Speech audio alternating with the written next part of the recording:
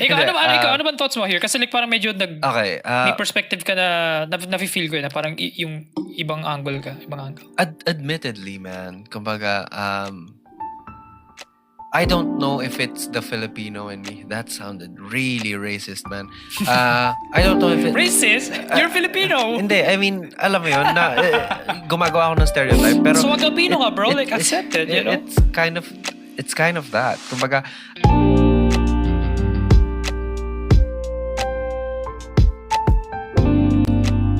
hello! Yun agad yung intro, you know?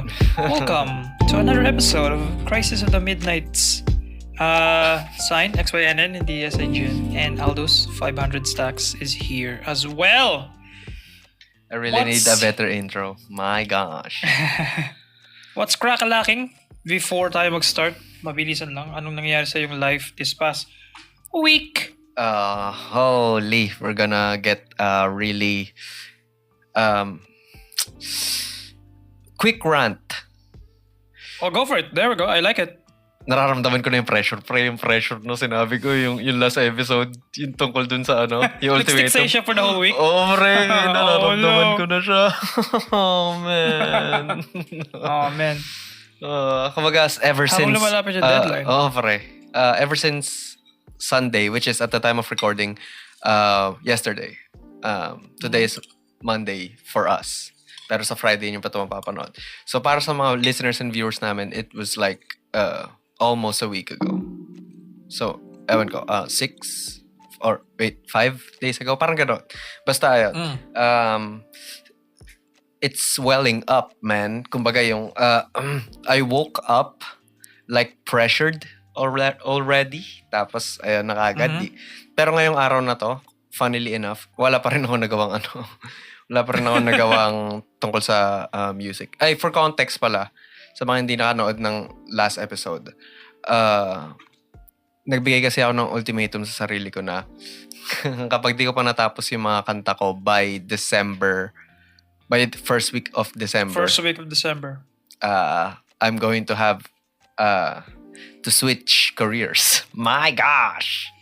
Yeah. Ayan, tapos it's a big thing. It's a big change. It's a life-changing event.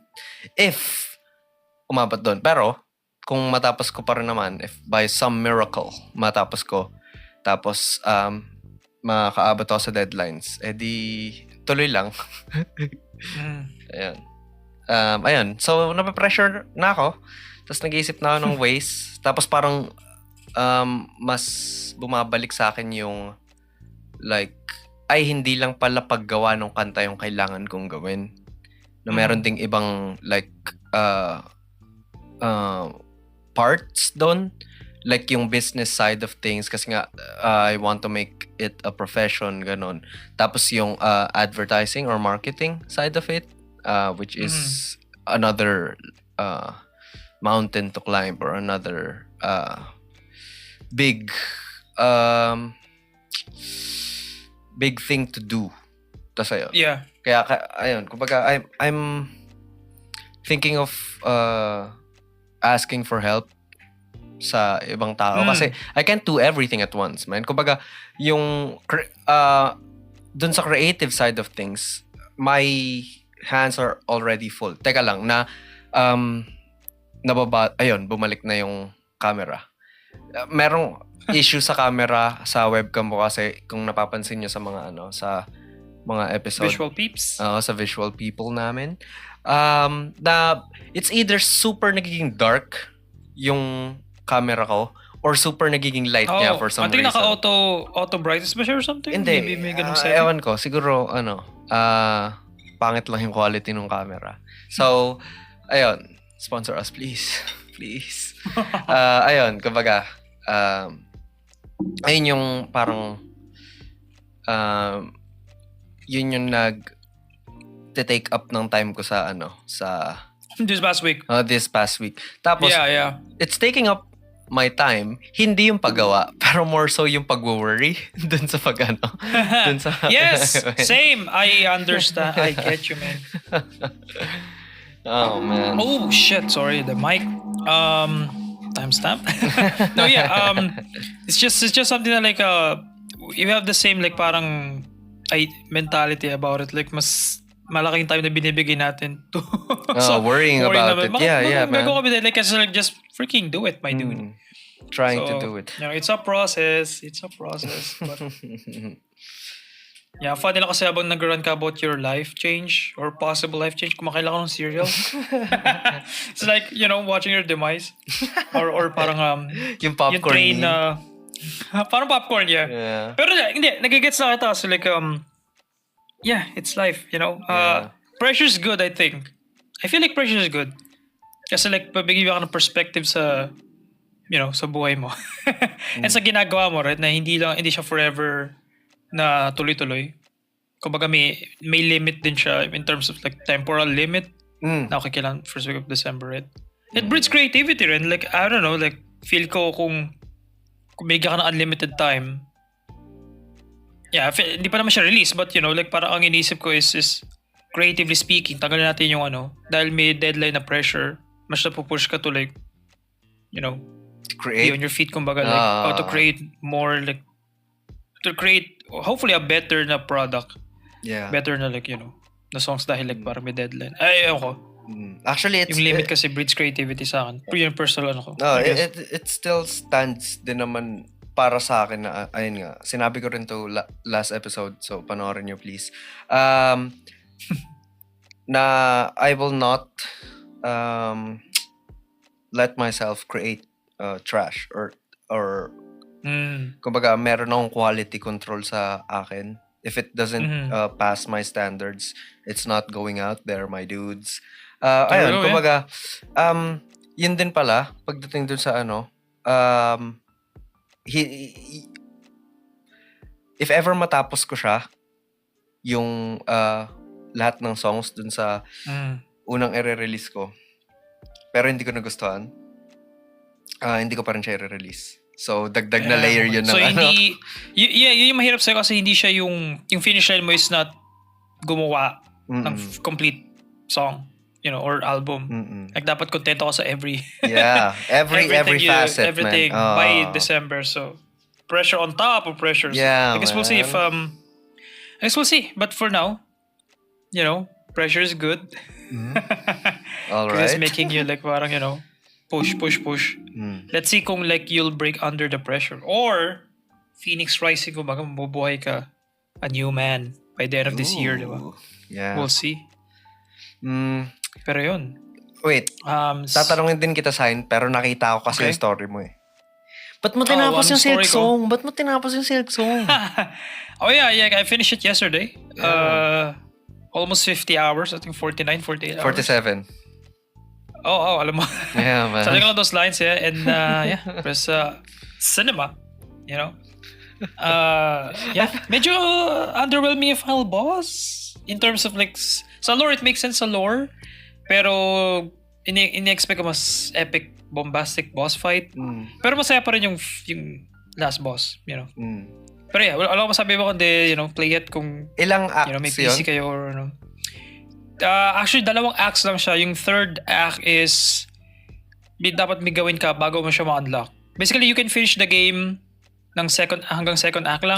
Pero para makuha may true ending, may gagawin ka sa act 2 to unlock yung act 3. Okay. Basically, parang ganun. Tapos, so, but last episode, yun yung kakapasok mo pala sa act 3?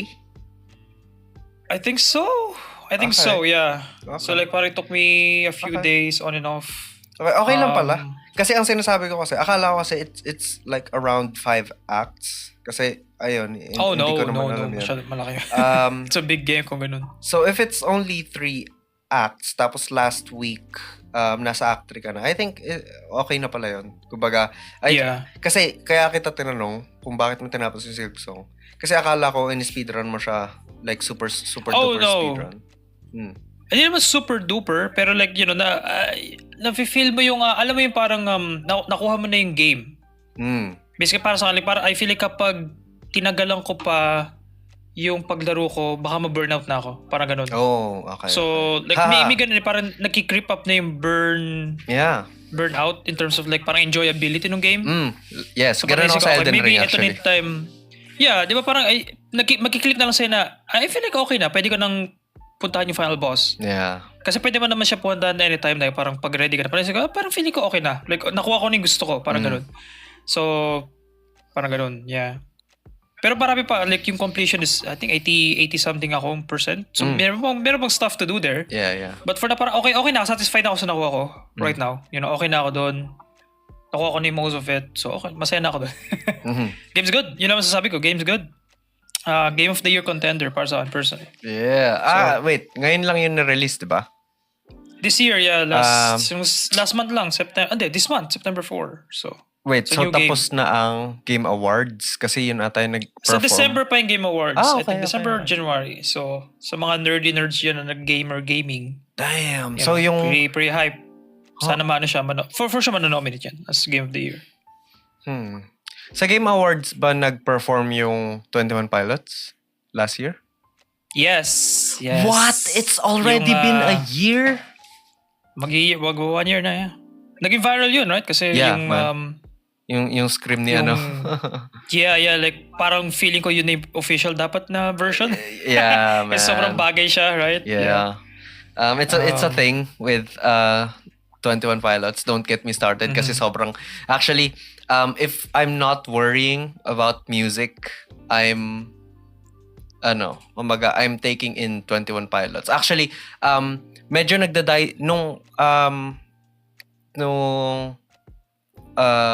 sinuggest mo sa akin si Porter, dun pa lang yung parang nagsa-start pa lang na mag-die down na kasi every day, like every single day since the release nung bagong album ng 21 Pilots, 21 Pilots lang pinapakinggan ko forever. I mean, ever since nun. Tapos nung inano mo si Porter, tapos ayun, doon nag-start na parang, okay, halo na, Porter pati 21 Pilots. Porter, yeah. Ayun, so gusto ko tatanungin, pero off ano lang. Kasi like, kaya niya yung time. Yeah. Pero like, parang, curious lang ako ng thoughts mo sa like, kasi pinakinggan na ni Aldous, by the way, last week, yung buong album. Buong Nurture album. So, fucking mamaya mag-usap kami about that off the podcast, okay? Pero, pwede mag episode, pero, yeah. Pero okay. Kung gusto niyo yung music stuff, yeah. Yeah, like 21 Pilots, Porter Robinson, Nurture. There we go. Ang next na agenda ko is The Worlds. The Worlds. Masyadong old sa'yo yun. Yung Smile album. Yung next. The Porter Agenda is The our top Porter priority. Agenda. Yun. Okay. Let's jump in sa main topic of today. Wala akong segue. So, wala na. Yun yung segue. Cut to the point. Chase. Straight to the point. Yeah. Today's topic ng ating ABYG tawag. Family shit. Family stuff. Yeah. Lahat tayo nakaka-relate. Lahat tayo may pamilya. Except sa mga walang family. So, I'm sorry. Pero meron galing ka sa family, you know? Yeah. Okay, wait lang. Actually, joke sana but anyway. Pero medyo mahaba yung streak natin na hindi tayo nagsasabi ng cancelable. All joke lang. Yung tungkol pala sa mumble rap. It's kind of cancelable. Well, kahapon. Like, the other week yun, right? Yeah. So this week, we'll see what happens. Pero okay. Feeling ko kailangan na ng timestamp, no? So mga audio listeners, jump to this timestamp kung gusto nyo na makinig. Okay, here we go. Family shit. Let's start. Actually, ikaw muna mauna. Oh, okay. Okay. Okay. Or gusto mo ako? Ano ba? Hindi. Okay, sige. We can start. Yeah. All right. Oh my gosh. Let's go. Let's start. Okay. First story. Napakahaba niya. I mean, dinrag ko, hindi ko binasa. Dinrag ko lang pagkapindot ko dun sa tab. ABYG sa pagsagot sa tatay ng GF ko. Oh, okay.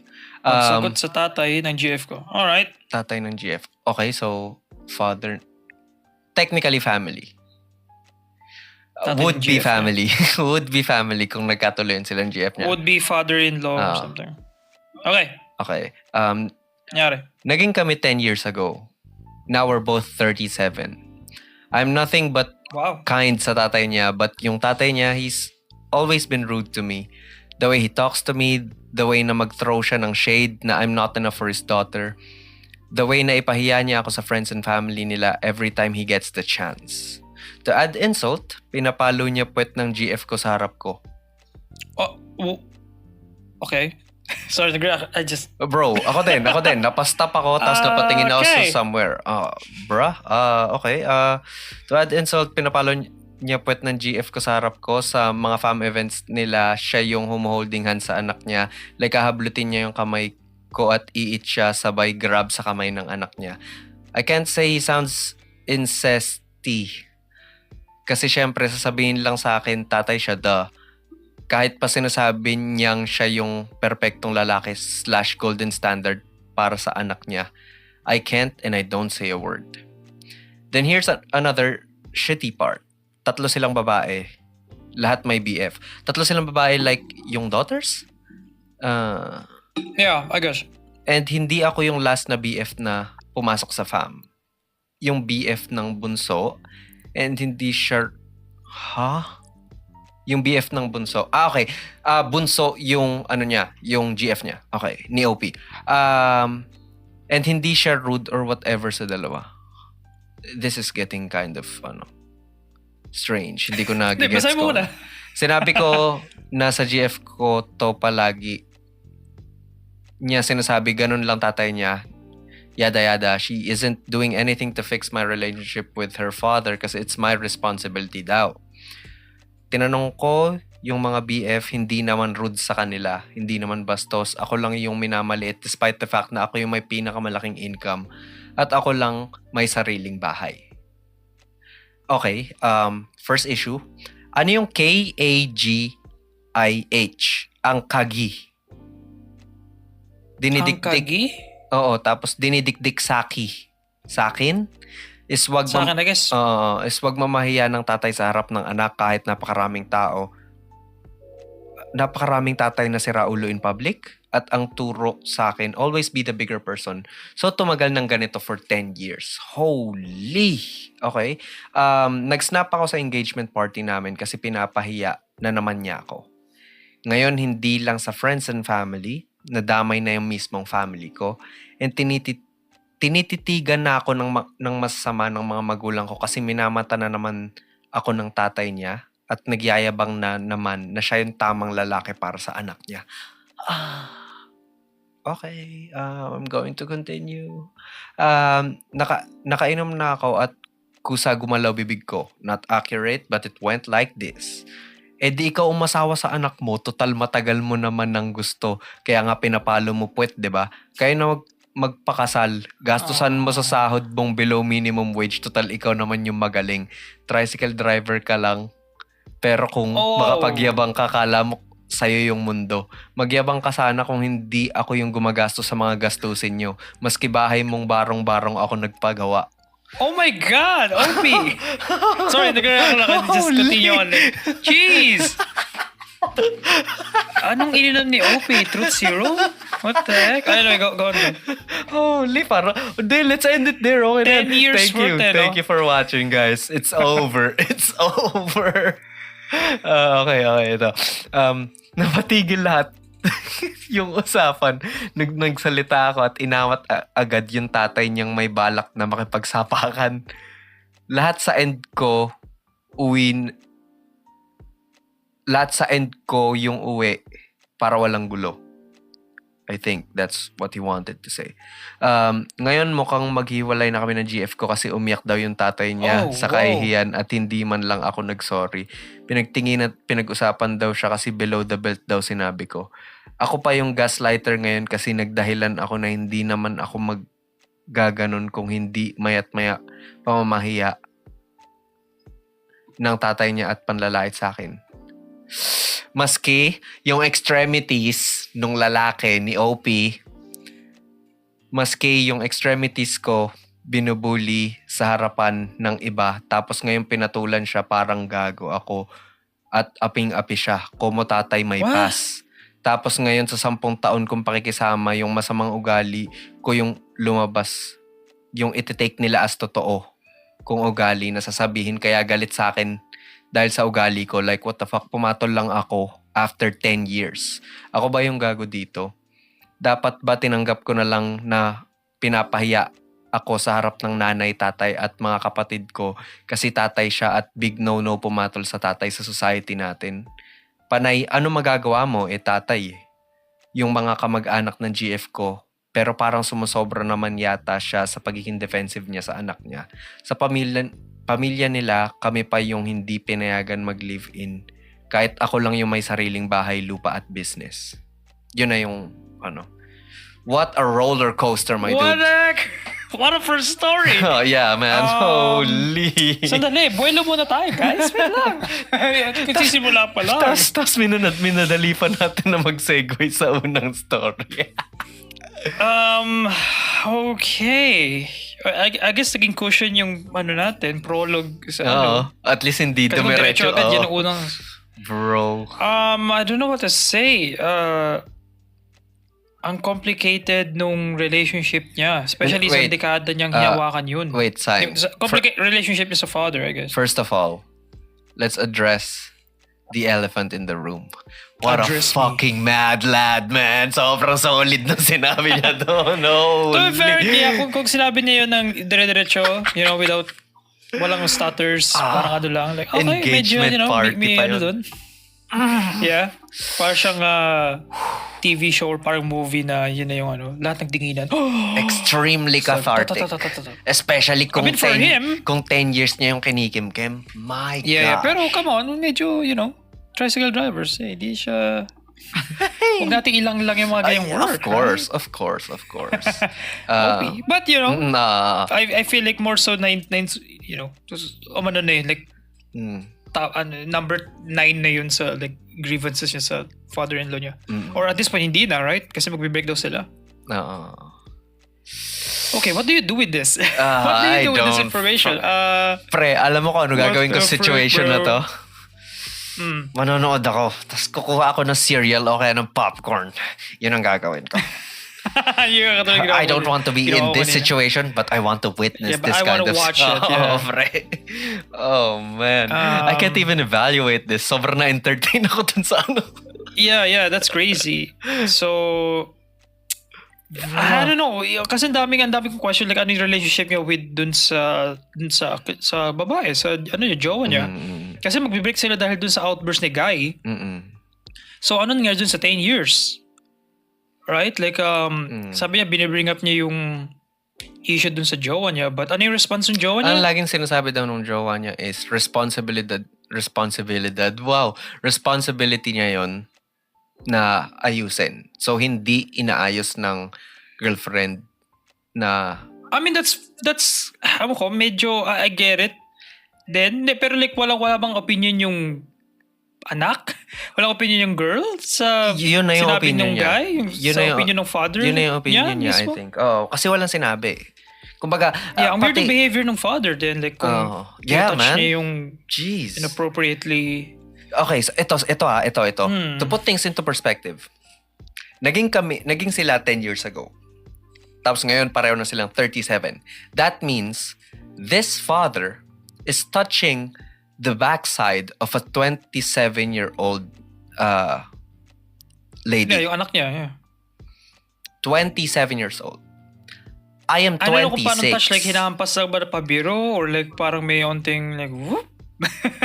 May onting sweep, di ba? Like, I don't know, man. Mukhang big deal to kay Opie, right? Kasi yung, I mean, ano niya yung na-bring up niya, right? Ewan ko, please enlighten us kung meron kayong tatay or meron kayong kilalang tatay na hindi harmless yung ganon. Kasi the way I see it... Yeah, like para sa akin, like, I mean, special sa ganong edad. Yeah. But the thing about this is, hindi, for me, hindi overprotectiveness yung ganon. Kasi if overprotective siya, it's either, number one, may favoritism siya dun sa GF ni OP, na yun yung paborito niyang anak. Or, hindi favoritism sa anak yung ginagawa ng tatay. I don't want to insinuate anything. Pero ang akin lang, hindi nga raw siya ganon quote-unquote, protective sa iba niyang mga anak pagdating dun sa mga boyfriend. Dun lang sa GF ni OP. So, it's hard know, maybe insecurity sa father's side, right? Kasi like, successful yung guy. Yeah. Yun din, yun. It's one thing maybe na naisip ko din. Oo. Kasi, pero, I don't know, like, because based sa kinuwento ni OP, kung kukunin natin yung words niya as true, medyo DKG, right? Medyo DKG. Pero hindi klaro si OP kung ba't siya nag-snap. Like, medyo vague siya kung ba't siya nag-snap. Tama ba? Like, parang nag-snap na lang siya sa engagement party, but hindi niya kinwento kung ano yung spark, ano yung final straw. Yeah, ang sinabi niya lang, the common freaking trope na, nakainom na ako. So, yun. He's under the influence of alcohol. Tapos, yun yung yun yung nangyari.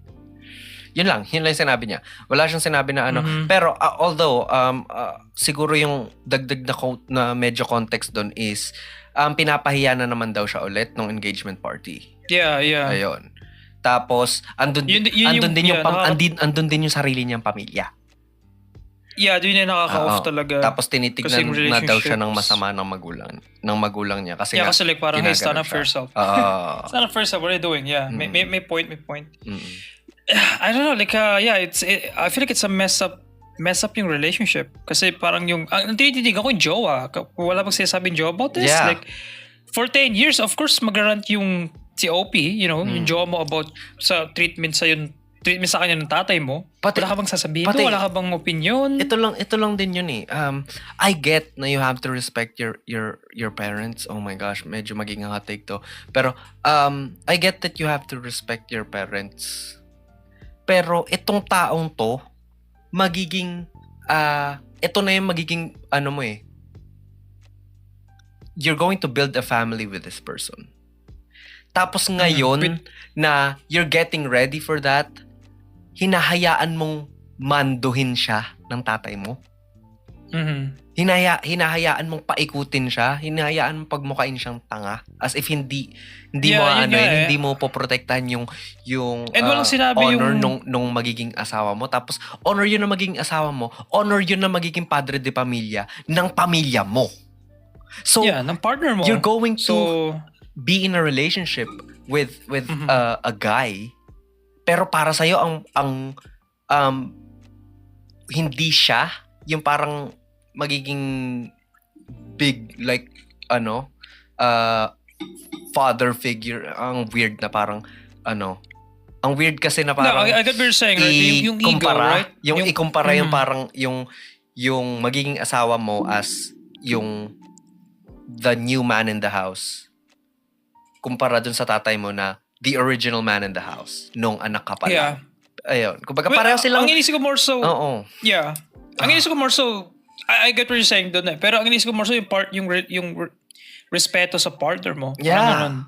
Yeah, man. Like kung babae o lalaki man yan, diba? Like parang wala ka bang sinasabi about it? Kasi like binabastos, according kay Opie, diba, binabastos siya nung tatay. Diba? So kung ikaw yung partner, nakikita mo binabastos yung partner mo ng tatay mo, walang comment, like ano nangyayari doon? So yun din yung kailangan ko titigan. What are you doing? Pero ang messy. Tapos ayun pala. Messy, medyo, so I'm meaning sa DKG a bit kasi... Dun sa mismong post, hindi extremities yung ginamit na word ni OP. Yeah. Ginamit niya yung 4-letter word. Na the PP. Pututoy. Ginamit niya yun. Tapos, inaasar yun ng tatay. Yeah, so anong big sabihin? Ang implication ba doon? Nakita ng father yung... or inaasar lang siya sabi ng maliit or something. I think it's something like that. Pero actually, dahil nasa topic na rin tayo nung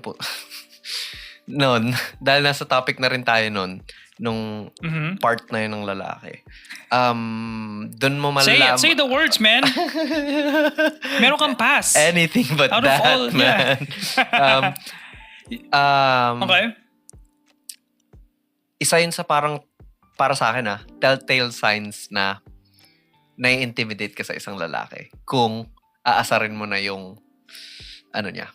Yeah, why would you go there? Yeah, exactly. Why would you go there? Why would you go there? Ang liit no niya, like, parang, ewan ko, sa circle ko, growing, lumalaki, hindi siya masyadong ginawang insulto ng mga guys. Yeah, Know? Kasi it's weird. Kapag ginawa mong insulto yun, like, tititingin, like, wait, what? So, tumitingin ka, so hinahanap mo. Yeah, like, anong implication nun? Like, bakit ginawa mo siyang insult? Maliit ang yan, like, Like, maraming pwedeng sabihin before that. Maybe here sa West, You know, parang pwede siya, parang nagiging common siyang insult. Pero dyan sa Pinas, like, weird kapag, okay, bakit mo binibring up yung ano ko? Ano meron? Ba't mo tinitignan? Ingit ka, no? Gusto mo? Parang gano'n, like, ako weird. Pero gawin ba? Ewan ko. Yeah, like, weird family, I guess. Yeah. Ano sabi ng comments? Sobrang wala kami, hindi namin alam kung ano yung sagot ni Sign dito. Medyo DKG, pero yun na yun. Pero like, TMI, right? Ay, hindi. Mali. Yung comment, TMI, pre, yung comment, my gosh. Okay, yeah. Top comment, man. Okay. Brad, gago ka. Pero proud kami sa pagiging gago mo. Yeah, parang ganun, right? DKG in a sense, in principle, DKG, pero gago in a sense sa bakit out of all, you know, events, engagement party siya, like, ginawa niya yun. I mean, sinabi niya na-influensya ng alcohol, pero hindi siya excuse para publicly, anuhin mo the yung... rating, anybody actually. Yeah. Anybody for that. Like, hindi excuse yung alcohol. Para sa akin, hindi excuse. Ano pa? Well, ayun din naman yung ano. Kumbaga, nagkaroon ng slip of the tongue nung wow, laking slip yun kung yung sinabi niya tuloy-tuloy, no? Ang haba. Tuloy-tuloy na 10 years worth ng slip of the tongue. Nangyari yung slip of the tongue nung nakainom na siya. Pero ayun nga daw, engagement party, same routine nung tatay ni GF. Kaya, ganun yung nangyari. Another comment. Hindi ba nahihiya GF mo? 37 na siya, pinapalo pa din ng tatay niya. Pinapalo pa din siya ng tatay niya sa puwet. And on public gatherings / occasions, holding your daughter's hand as the father is fine if the daughter was like 16 or 17, even 18, 19. But not if she's pushing 40. OP, konting taon na lang, sasakto na jowa mo sa lyrics ng Delta Dawn. She's 41 and her daddy still calls her baby. GGK, boy. GGK, boy. Pero tangina deserve. If we wanna shit on mama's boys, let's give the same energy to daddy's girls. Ooh! Okay, hot take! Hiwalayan mo na, pre. Golden standard pala tatay niya para sa kanya. Edi sila magsama. Okay. I guess may consensus sa GGK. Okay, first of all, I didn't know na mama's boys are getting flacked. Pero... Yeah, masyadong... for some reason, mas nag-slide yung mama's boys. Tama ba? Maybe sa perspective ko? Versus daddy's girls? Or maybe baliktad? Ewan ko. Siguro, wala kasi sa culture natin yung pagiging, yung dun sa mama's boy or daddy's girl or whatever. Hindi kasi siya Hindi kasi sobrang family-oriented ng mga Pilipino. Yeah. So pag nasabi mong close ako sa father ko, it's a good thing. Like, it's a good thing. Yeah, it's a good thing. Hindi siya yung parang something to be... Mostly, kumbaga, most of the time, it's a good thing. Pero not to this extent. Please. It's so uncomfortable na parang... The viciousness. Yung ginagawa nung dad, please make me understand how that is permissible. Why they do that? Yeah, may asawa ka, bro. Yeah, Yun ang pili man. mo, yeah. Kumbaga, imagine, a lot of people, especially the children, already get disgusted if your parents do that. If they're like still at their age, disgustingly in love with each other, na ginagawa pa nila yung ginagawa ng mga magjowa ng around 20s or something. Ayun nga, pinapalo yung puwet. Kapag ginagawa na yun sa mag-asawa na matanda na ng parents mo, ganun. It's already quite mangingisay ka na ng konti, mag-cringe ka na ng konti. Oh man, why do they do that, especially in public? Tapos gagawin mo yun sa anak mo. Na sabihin natin, it started nung 27 yung babae. Tapos, it started... Mas bata pa siya nung naging routine yan, right? It started then. Alright. Tapos, it kept happening until 37 yung babae. Jeez. Kumbaga, what kind yung of... culture ng family. What kind of subculture did they make? Yeah, yun nga. Ayun lang. Kumbaga, ewan ko, siguro hindi ko na gets. Please, comments. Listeners, make us understand, please.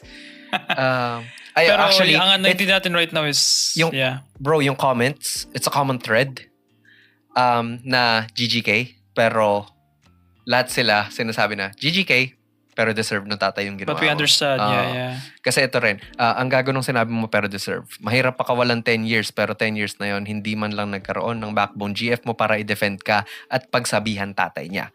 May problema rin sa kanya. Ang weird din nung pinapalo siya sa puwet sa harapan mo, like, who even does that? Kung ayaw mong i-end relationship nyo, dapat ready kang tanggapin na the rest of your life will look like that. Mas lalaki lang lamat niyan from here on dahil sa pangre-real talk mo sa tatay. Yeah. I guess, yun na, may consensus na lahat. I guess that's fair, yeah. Wacky story. Holy shit. GGK in response to GG behavior by another person. So, ayun. There we go. Holy first. Okay, what a story. What a first story here. Man. But hopefully the second story is Lighter, mas please. wholesome, I guess. Lighter. Let's go. Okay, so transition to next story. ABYG. Wala ako, F25. Balak magambag sa tuition fee ng kapatid ko, F22. Female 22. Okay. So F25 is female 25. Si OP yun. Ayaw niya magambag ng Kapatid tuition. niya 22. Na female din? Female 22 din. Okay, Yeah. okay. Okay. So, nag-video call kami ni Mama nakaraan. Pero, bago niya mag-end call, nagpahiwatig na siya na nahihirapan na siya sa pagbayad ng tuition fee ng kapatid ko. Magpo-4th year college na siya next year and required magbayad ng field trip nila na halos 30K plus. Dinaan ko na lang sa biro. Di nga yan mabait sa akin bakit ako mag-aambag? Well, di naman ako pinilit ni Mama pero ginigil trip niya ako. Matagal ko naman na sana plano yun. Kaso ganito napapansin ko sa kapatid ko. Bullet point. Lumabas kami kasama ni Papa at siya lang nag-ayos ng sarili, makeup and attire. Botohan kasi yon and napansin ko hindi siya lumalapit sa amin. Nilalayo niya sarili niya as if hindi kami magkaano-ano. Naisip ko na parang kinakahiya niya kami kapag may nakakakita sa kanya na kakilala niya. Okay, bullet point number 2. Kapag may plano sila lalabas kasama ng friends niya, 1 week ahead siyang nagpe-prepare ng outfit. Hindi siya outfit repeater kaya weekly almost brand new ang mga damit niya. Number 3, kailangan kung ano yung trend at mamahalin ay meron siya. Madali siya mauto sa mga TikTok yellow baskets. One time, nag-request siya ng bagong sapatos kasi nagbakbak na raw yung sapatos niya. Pero, nung nakita ko, hindi naman noticeable at kakapiranggot lang naman. Gusto niya lang pala bilhin yung shoes na may bedo sa name. I forgot kung ano yun. Number 4, ayaw niya makita ng mga friends niyang mapera na galing lang siya sa hirap. Social climber ang atake niya. Number 5, yung mama ko saka niya lang kinakamusta kapag kailangan ng pera. Ipapa-adjust yung brace, tuition fee, or may luho na gusto ipabili. Kapag wala rin siyang paramdam kay mama. Kailangan ko pa i-remind na mga musta siya. Number 6, kapag siya naiiwan sa bahay, may konti akong favor na hindi niya nagagawa. Papakainin lang naman yung family dogs and cats sa saing or bibigyan ng wet food. Pero hindi naman niya binili. Need pa i-remind at the end of the day if hindi niya rin mapapakain. So, kailangan niya i-remind. Medyo magulo yung ano dyan. And number 7 or 8, hindi naglilinis sa bahay at naguhugas. Walang kusa sa gawaing bahay. So, yun yung mga grievances niya. Naawa naman ako kay mama kasi mahal rin yung tuition fee ng kapatid ko. Yung papa ko kasi maliit lang kinikita sa maintenance kaya napupunta lang sa bills sa payment and grocery. Ako ba yung gago kung wala akong balak mag-ambag sa tuition fee niya? Okay, medyo Wait, yung unang usapan is tungkol sa field trip. Is this like... Yun nga so hindi na ako nalito So I guess required kasi yung field trip. Mag-4G college na siya next year and required magbayad ng field trip na halos 30K. Okay. So I guess parang around, parang ganun din. Field trip lang yun, 30K? Anong school to? Let us not. Holy moly. Let us not Let Let us us not not speculate sa school, I guess. let us not underestimate kung gaano kalalaki yung mga gastos sa mga hindi siya high-end na school pero yung pang mayayaman na school. Mas higher tier. Yeah, Kasi for meron sure. akong pinsan na nag-aaral sa one of those one of those One of those, yeah.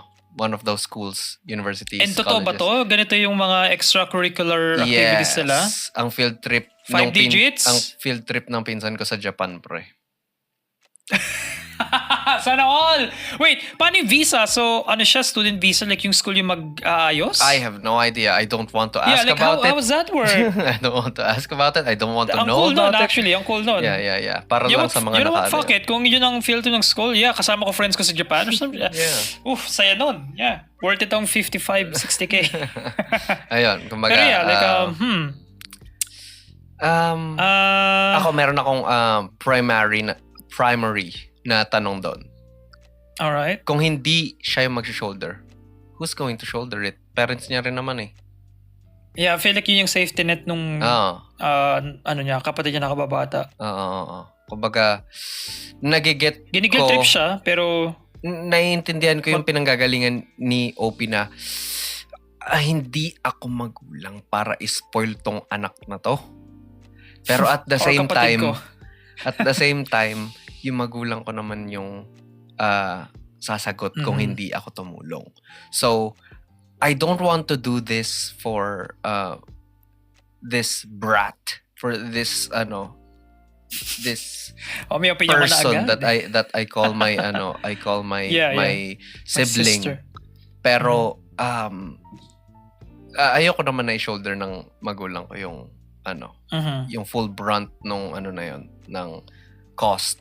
So, andun yung parang hindi mo alam kung saan ka Pero siguro naig sa kanya yung parang, nope, ayokong i-enable tong kupal na na kapatid na to.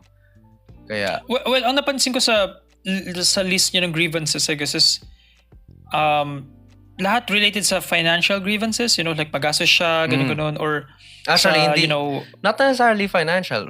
Tamad din yung kapatid niya. Yeah, yun nga. Like, pero like, ang gusto ko i-point is hindi siya sabing grades, I guess, or, yung educational na like, nung kapatid niya. Yeah. Na kung ba, lakwatsero or nagkakating. Like, wala siyang binanggit about that at all. So, ang related kasi na problem niya is about sa school. Pero ang nilista niyang reasons kung bakit ayaw niya magbigay is about sa behavior ng kapatid niya. Hindi necessarily sa academic, performance. Gets ko yun, of course, like, siya, dahil hindi, kinakahiya din, di ba may parang pag magkakasama may family, lumalayo, tinatry lumayo nung nakababatang kapatid, sa kanila, so, nagigets ko rin yung, doon na, ba't ko tutulungan to, ganito to. Pero part of me, like, parang, nag-iniisip na, like, parang, should that get in the way para tulungan mo yung kapatid mo sa school, I guess. Kasi may kapatid ka, right? Yeah. Ako din may kapatid. So like parang I understand yung ganung dynamic, 'di ba? Na parang paano ba? Nag-aano kasi minsan parang parang nahihiwalay ko kasi sa utak ko yung academic, yung social life, yung personal life. Alam mo, nahihiwalay siya sa akin, parang siyang boxes sa utak ko. So kapag may mga ganyan ako nababasa katulad right now, na namimix yung mga bagay-bagay. Parang medyo sa akin, hindi ko, maybe sa'yo like may answer ka, pero sa akin like parang medyo complicated siya.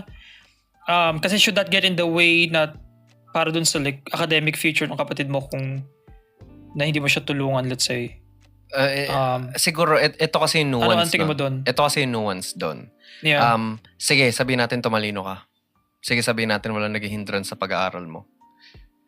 Pero, you as a person also permitted yourself to be an asshole, to be a douchebag, to deliberately step away from the company of your parents or your family just to seem like mas angat ako sa estado.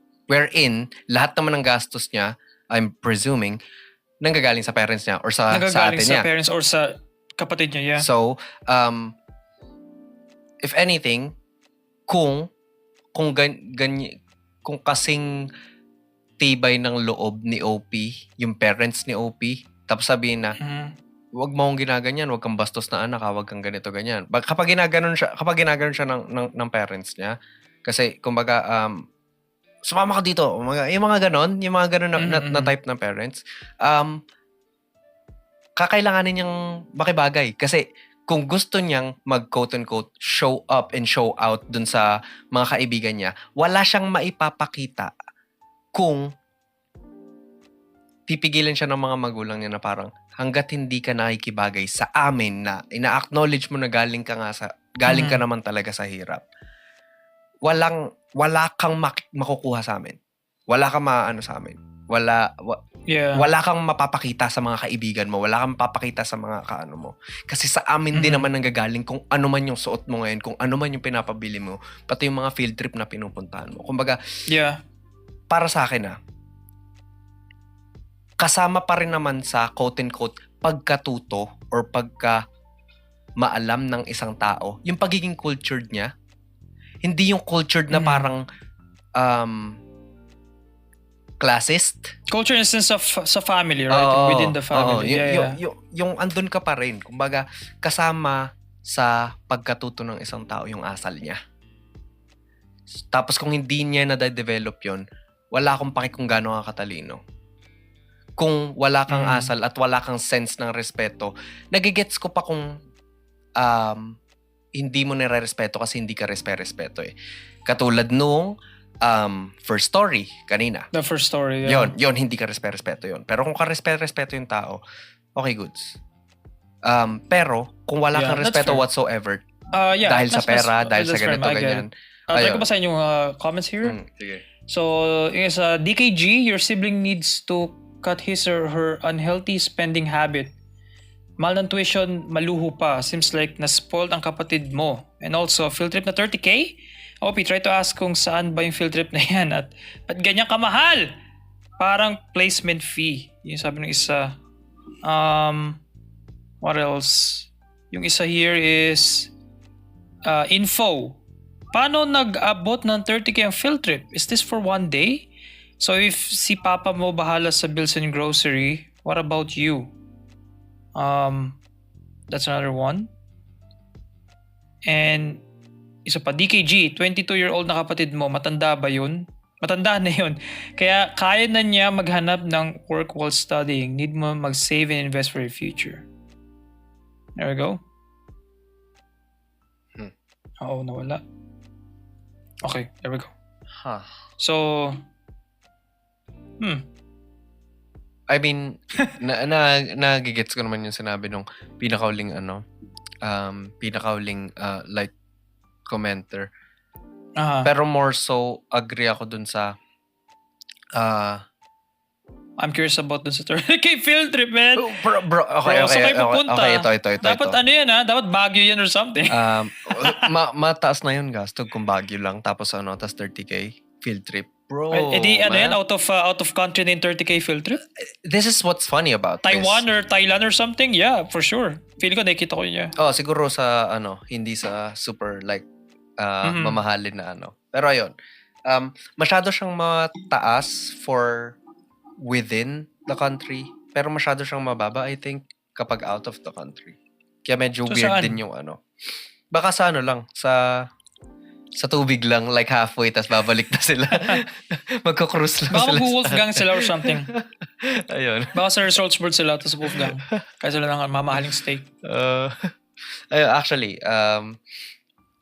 totoo yung ayun nga, kumbaga, nakakatawa lang yung second comment ata yun, hindi ko sure.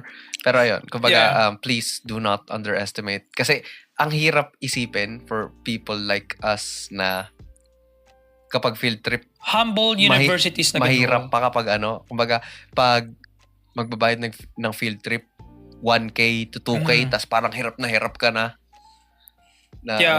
30K, pre, tuition fee din sa buong tuition na yun sa isang sem. Yeah, and more, di ba? Parang man. Ayun, kumbaga,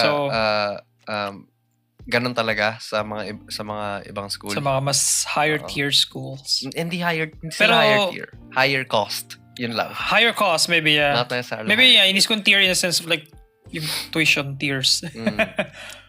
Yung accessibility tiers mas higher, yeah. Tas ayun, kumbaga, thank you dun sa first commenter kasi, yes, man. Kumbaga, mahal na nga yung tuition, tas maluho pa. Yun nga. Isang bakbak, hindi I guess halata. that's fair in a sense. That's fair na. Mga sapatos ko, crocodile na eh. Alam mo yun? Kumbaga, bro. Pero like, it goes both ways, right? Ewan ko, like, kung may sinabi kang point kanina about, yung lahat ng gastos ng younger, yung 22-year-old, sa parents din naman sa kapatid niya or sa parents. So, they have the power to limit din yung gastos, right? Yeah. That should be the case. So, may mga changes sila sa behavior na gusto silang gawin. E di simulan nila doon sa financial behaviors, right? Like, di ka na namin bibigyan, di namin kukonsentiin yung gastos mo. Kasi, ewan ko, like parang, maybe masyado ako like broad view. Pero sometimes kasi mga ganyang behavior na develop kasi nasa sinasanay, para siyang in-enable parang yung with ganun any cat or dog. Yeah, na-enable yung behavior and yung quote na ginamit, yung culture, na yun yung nagiging kultura ng household. So, yun naging ugali ng I'm not saying na like walang factor dun yung syempre behavior din ng anak, ng 22-year-old. Pero like parang factor din yun na like hindi malinis yung gastos. Is walang limit or binibigay yung luho, sabi mo kanina. Is nabibigay sa kanya. So syempre like okay, kung nabibigay niya, hingi lang ako ng hingi. I guess wala namang consequence. Meron din akong pinsan pala. So yung behavior na need ng parents and ng OP, I guess. Like, kailangan nila ng sit down. Very good point dun sa parang sa enabling kasi meron akong pinsan na ever since Call out mo na, pangalan, address, sabi mo na lahat.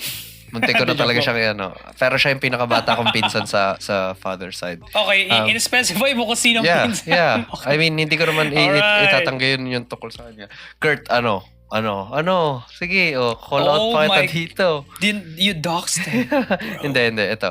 I don't think na ganun pa rin siya. Please, sana hindi ka na ganun.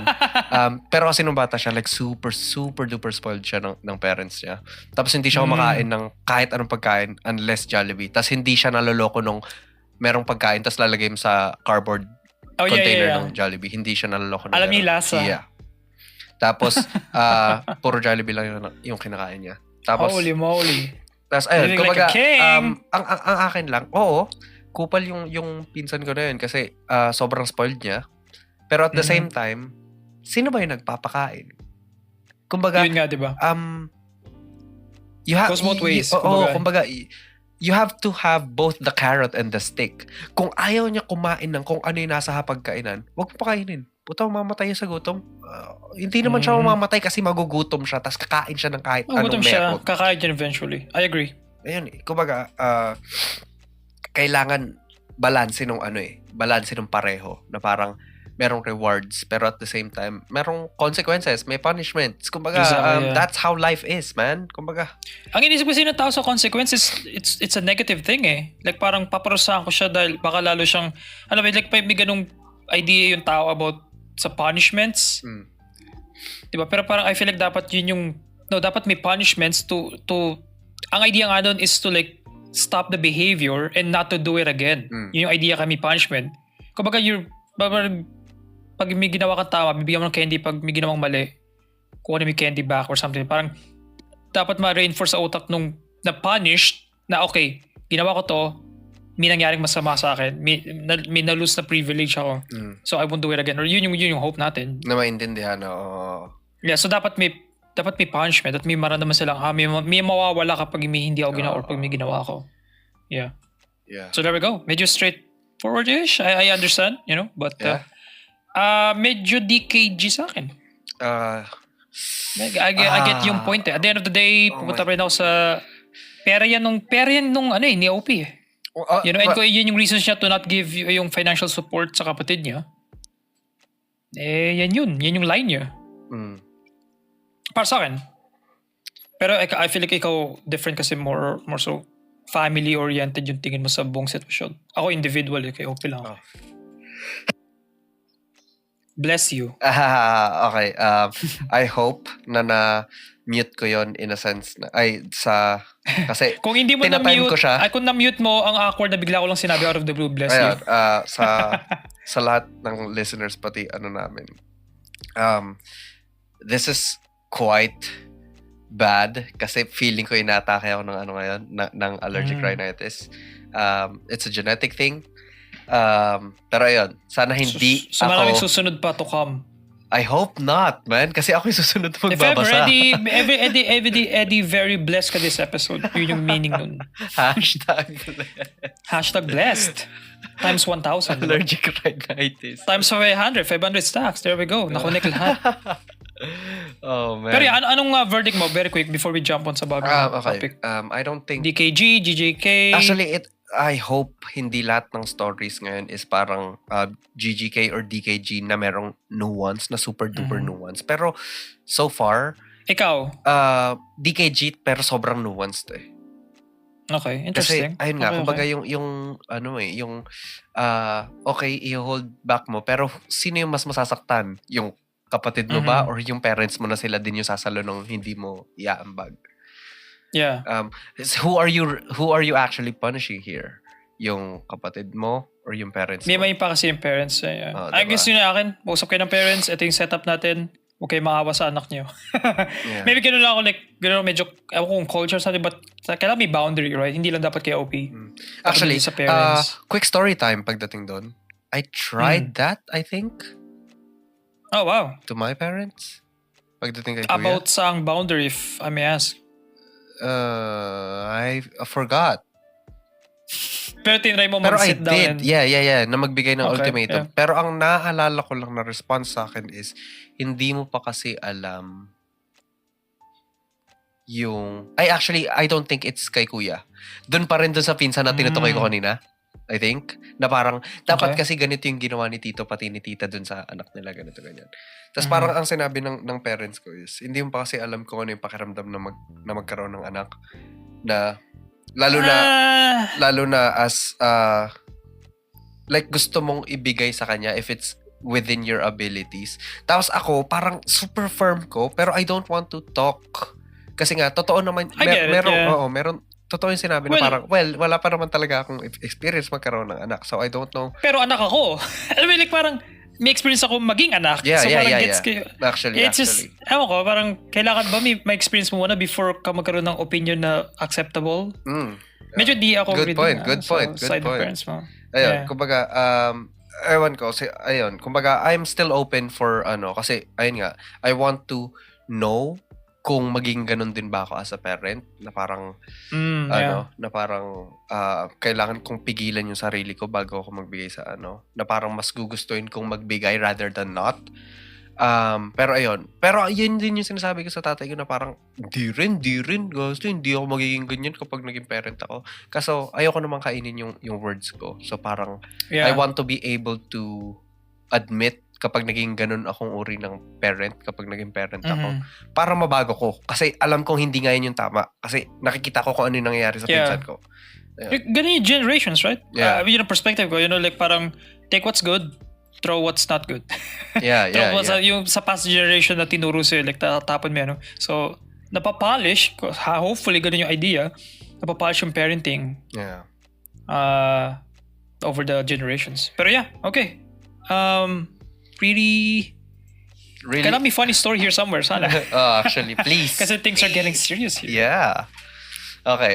Speaking of serious, ano bang connected sa third story? Wala akong may na third.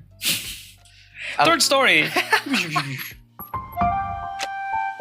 Okay. There we go. ABYG. Kung pinaalis ko nanay ko. God damn it, Brent. Okay. Sana funny yan or something. Ako rin, Tapos bilang sobrang ano pala. Okay. ABYG kung pinalis ko nanay ko. Pinalis ko yung nanay ko at kapatid kong bunso sa bahay at sinabing wag na pupunta. Okay. Kasing village lang kami ng nanay ko. Nasa pangalawang street sila. Lagi sila napunta dito since naka-AC yung sala. Natambay dito sa bahay sila mama at mga kapatid ko. Ang cute nung paggamit. Wait lang medyo tangent lang to, mabilis lang to. Ang cute nung, imbes na sabihin mong, lagi silang pumupunta dito or lagi silang tumatambay sila dito. Ang cute ng mga gumagamit nung lagi sila napunta dito. Natambay sila Napunta. dito. Yung may Natambay, yeah. So, yun. Parang may regional dialect. Yeah, man. Kayo! Sa Bulacan. Yung kami. Anyway, go. Wala namang kaso sa akin since natutuwa yung 8-month-old kong anak at madami siyang nakakalaro. Ang kaso, kaninang umaga, pumunta si mama dito para magbigay ng tsampurado. Habi niya na mag-ingay o gisingin anak ko kahit natutulog pag napunta siya dito. Sinashrug off ko na lang yun. Nagsabi siya sa akin na try ko daw patikimin si baby ng tsampurado. Humindi agad ako. Against kaming dalawa ng live-in partner ko na pakainin yung anak ko ng matamis unless prutas or gulay. Nilaro niya, tas bigla niyang kinuha si baby at sabi, dadalhin niya dun sa kanila. Bago sila umalis, nagsabi pa ako na, seryoso wag mo patikimin yan ng tsampurado. Di ako pinansin, tas umalis na sila. Mga 1 oras, bumalik sila. Di kwento-kwento si mama. Nadulas siyang pinakain niya ng tsampurado si baby. Nagalit ako, nire-reason out niya wala naman daw lasa yung tsampurado and some shit na nakakainis. Tapos yung galit ko, pinagsasawalang bahala niya lang. Parang wala lang sa kanya. Nung umuwi siya, nag-chat agad ako sa family GC namin na walang pupunta sa amin. Nag-scene siya. Ngayong tanghalian, pumunta sila ng kapatid kong bunso sa bahay. Sa pinto pa lang sinasabi ko na bawal pumasok. Ginawa niya, minamak niya pa ako, tas pumasok siya. Pagkaupo niya, sabi ko non-verbatim, kala mo nagbibiro ako, sabi ko bawal dito. Wala ka talagang respeto. Kanina sinabi ko na bawal pakainin si baby, ginawa mo pa rin. Ngayon wag kayo pumunta dito. Nagalit siya, hinatak niya ang kapatid ko paalis. Sabay sabi na di na talaga daw sila pupunta dito. Naawa ako sa bunso kong kapatid kasi nadamay siya. Pero kasi kung di ko idadamay yung kapatid ko, hindi marirealize ng nanay ko yung mali niyang ginawa. Ginawa niya na rin yan dati. Pinakain niya ng orange yung anak ko kahit gusto namin ng live-in partner ko na kami yung unang magpapakain sa kanya. ABYG, nagigilty ako pero ayaw ko na tapak-tapakan niya ako. Okay. Ang funny. Ang funny ng idea na pinabaya mo makidnap nung nanay mo yung anak mo. Parang kinuha niya anak, tas, bumupakain siya purado 1 hour later. Okay, medyo funny na pinabaya mo. You do know you watch movies before, right? Alam mo yung pattern, di ba? Na pag kinuha yung anak mo, eventually, mapapakainin dyan ng champurado. Joke lang. Ano tingin mo? I don't know, man. Ang hirap i-judge ng mga ano ngayon. I wish it would have been as easy as the last ABYG na parang, okay, DKG. Ito ang hirap Friends kasi pag family, it's it's tangled, it's a relationship history. Yeah, tas ang mahirap pa dito is, most of the stories actually or most of the stories that I've read is, nagka-clash yung dalawang pamilya. Yung pamilya na meron ka, pati yung pamilya na pinanggalingan mo. Family stories, so yeah, for sure may magka-clash talaga. So, ito, ang parang primary reaction ko sa mga bagay dito sa story na to is hindi ko masabi kung DKG or GGK, pero feeling ko naglilin ako ng konti sa DKG kasi although medyo strict sila as parents. Yun yung sabi ka pa lang. May boundaries sila sa anak nila, may gusto silang gawin. Kaso medyo hindi nire-respeto yung wishes ni mother. Ako nasa DKG ako, personally, mas stronger stance yung akin. Okay. Yeah, ganun ka simple. Nasa bahay ka na ibang tao. Bahay yan ng anak mo, pero bahay yan ng anak mo nonetheless. And may partner na siya, may anak na sila. Para sa kanya, may enough na silang leverage para ibaan ka o hindian ka sa pagpasok, diba?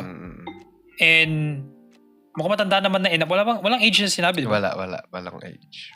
Pero siya nasa 20s na or late 30s, early 30s, maybe. No. Kasi may bahay na and stuff, so naisip ko mas matanda na. Mm-mm. So like, I guess may mas power sila sabihin yun, or may mas malakas sa loob nila. Mm-mm. Pero yun akin, hindi nirespeto. Ilang beses daw nangyari yun. Hindi lang yun yung first time. So, okay sa akin. Okay, Like it tracks sa akin like, yeah, you have every right to like ban your mom. Nagigilty kasi yung sa kapatid niya. Sa kapatid niya anong word? Mali word. Nadamay yun. Nadamay yung bunso. But, well, yung mother mo, you know. Ganun din mother, hawak niya yung bunso mo eh. Don't feel too bad about it. Okay. Kumbaga. Yun yung consequence. There we go. Diba? Nakunik na sa second story. Hey. That be consequences sa like actions na unfavorable or hindi maganda, diba? So yun yung consequence. Ban ka. Hindi ka mag-aircon. Electric fan lang kayo. Bro. Okay. Yeah. Para sa akin, ayun nga. Yeah, so ba't ikaw nasa mas I'm leaning towards TKG. Pero para sa akin, gets na they set their boundaries. So it's a healthy thing to set boundaries. Kaso ang problema I doon appreciate that. is,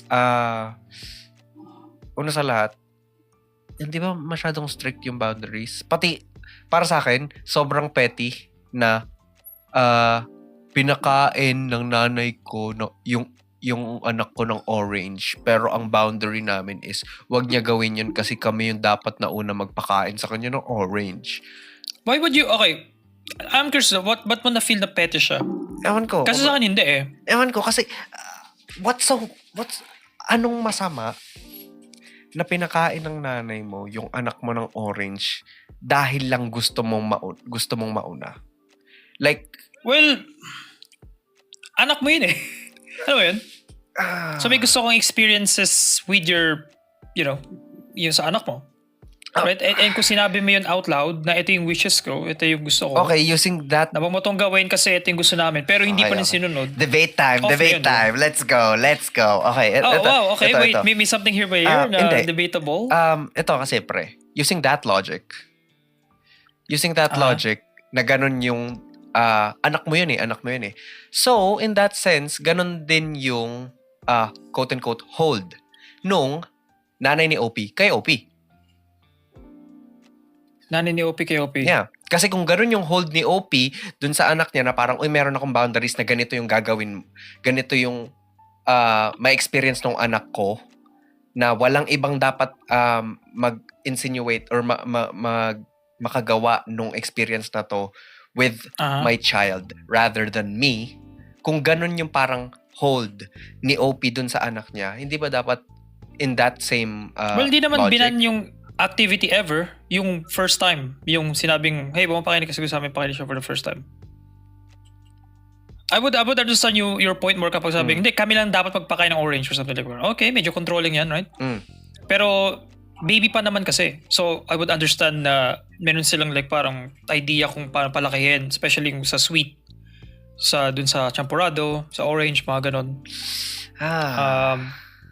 Para sa akin, yun yung akin. Like, if 18 years old na yan, tapos like, you know, sasabihin nung father na or ni OP na, huwag mong anuhin niya, mamadalin sa mall kasi gusto namin kami first time mag-mall. Like, bro, 18 na yung ano na, ba't kinokontrol mo? Pero dahil baby pa, mas may leverage pa sila, you know, para sa akin, na to, you know, control, quote-unquote, sabihin mo control, pero at least to monitor yung growth sa at least first year to 3 years ng anak. Okay. Actually, meron ako medyo personal na tanong. Go for it. Close ka sa grandparents mo? Like super duper close? Super. Really? Yeah. Tas hindi mo... Yeah. Okay. I believe na close ka rin sa nanay. Nanay tawag mo kay nanay, di ba? Yeah. Yeah, panis. Alam ko. Yeah, close naman, yeah. Pero hindi mo bibigyan ng like konting autonomy si nanay kapag may anak ka na? Autonomy? I mean, to do what she wants with your child? Maybe? Question mark? Kasi, ko, kunyari yung champurado, like, hindi ko naman binaban lahat. Kumbaga, meron lang akong limits, right? Yeah. Pinapasok ko yung sarili ko kay OP. Ito yung limit ko. Hey, bumapakain ng champurado kasi ayaw na may pakain siya ng sweets. pumunta kayo ng orange kasi gusto namin kami first time. Like, I think parang hindi naman yun bad things to ask for or to warn your mom about. Na like, parang, hey, may gusto, huwag mo to gawin, itong stuff na to. And ang gagawin mo lang is huwag siya gawin. Wala naman sinabi na gawin mo to, gawin mo yan. Okay. Hindi naman ganun. Para sa akin, kaya para sa akin, it makes sense so far. Dahil baby pa naman yung baby. So kapag ginawa yun ng mom mo, yung pinagbawal mo na gawin? Ma-off ako dun. Ba't mo pinakain? Sabi ko, huwag mo pakainin, right? Kung sinabi ko explicitly na huwag mo itong gawin and ginawa niya, after ko sabihin yun, dun ako ma-off. Like, okay, medyo binabastos mo na ako, right? Yeah. Pero like, kung hindi ko sinabi yun, tapos nagawa niya, parang hindi, okay lang. Like, para sa akin, I let it slide. Kasi, it's okay kasi hindi mo alam. You didn't know na hindi namin siya pinapakain ng champurrado or gusto namin kami first time maka-feed sa kanya ng orange. Pero you didn't know kasi hindi ko sinabi sa'yo. Okay lang yun, para sa akin. Okay. Pero si OP, sinasabi niya, clear yung boundary na pa rin ng nanay niya. Yeah. Yun yung tinitignan ko eh. Okay. So kaya doon ako like, kampi ako kay OP. Okay. Kaya doon ako, gets ko, pwede mong i-ban yung mother mo dyan.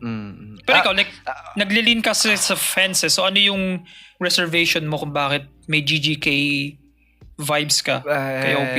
Ewan ko, parang actually, hindi GGK vibes kay OP.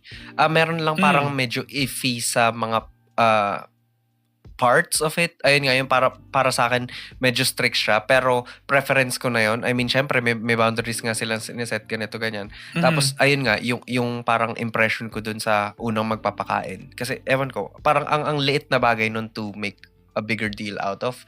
Like, it's like making a mountain out of a molehill. Tapos, I understand what you're saying though, na like, you know, parang orange lang yan eh. Pero, I guess for them kasi like parang it's more so yung principle ng boundary na sinet nila. Maybe more so dun sa orange, I guess. Parang yun na vibe ko. Kasi na-bring up niya, ginawa niya to dati in regards with sa hindi pagsunod sa sinasabi niya. So, parang pattern of behavior na ng nanay niya na hindi ko papansin ang anak ko. Tapos ito, para sa akin, I think it's a much more like it's a much more acceptable like consequence para sa akin. Yung I will not let you hold my child again or leave you with my child again rather than wag na kayo papasok sa bahay. Kasi I think yung sinabi ba niya yun? Yeah. Sinabi niya like verbatim na wag na kayo papasok sa bahay. Pero hindi sinabi ba niya hindi ko napapahawak anak ko sa inyo? Hindi. Pero para sa akin, yun yung mas appropriate na consequence. Na hindi but mas mabigat sa akin yun. Really? Interesting. Pag sinabi mo sa nanay mo na hindi ko na ipapahawak anak ko sa iyo, like wow, like parang malaking bagay na pero parang no, hindi kayo pwede pumasok sa bahay. Kasi hindi para sa akin kasi parang yun pa yung lower level sa akin kasi hindi mo sinusunod yung rules ng house. Okay. Pero sa akin ano pa yun, like parang malambot pa yun. Pero kapag yung anak mo na yung binan mo, ibang usapan na yun eh. Like parang, anong ginawa mo? Like sinaktan mo ba yung anak niya? Parang yung tatanong ko sa nanay, di ba? It's not necessarily na parang hindi ko na ipapahawak. It's more so na hindi ko na hayaan na mawala kayo sa site ko habang hawak mo siya. It's more that kasi okay, nagigets ko yung sinasabi mo na na ang weird na parang wag mo na hawakan yung anak ko kahit kailan. Okay, nagigets ko na parang ang harsh, parang ang extreme nun. Pero ayun, it's more so yung I will not leave you and my child alone. Na pwede mo siya which is understandable sa akin, you know, like parang hindi mo sinusunod yung sinasabi ko. So i-monitor na din kita kapag hawak mo yung or i-monitor kita, like parang hindi ko na ano ba? Papaubaya. Ano bang word? Papaubaya yung anak ko sa'yo na idala sa bahay mo. Like, no. Like, hindi ko, baka mamay pakainin kang iba na hindi ko gusto eh. Which is, you know, di mo sinusunod twice na eh. Based sa kwento. May pattern ganun. So, bakit ako na yung bobo kung like, wag mo painumin ng kape or wag mo painumin. So, wag mo painumin ng gatas kasi gusto ko breast milk mo na siya for the first year. Tas, you know, like, alam ko naman di mo susundin. So, like, parang babantayan na kita. That's fair sa akin. Ayun. Pero sa comments though. Ang kit lang na para magkaiba yung parameters natin sa kung ano yung mabigat. Yeah, interesting. Kaya maybe mas, mas anong word? Ayoko gamitin yung word na logical. Maybe mas parang ano lang ako, like on and off. Like, if statements, parang coding, right? Like, if hindi to pumasok sa ano, no or yes ako, parang ganun. Like, usually, hindi ko, maybe sa akin personally, maybe ganun ako mag-operate. Nagkaroon siya ng issues for sure sa family.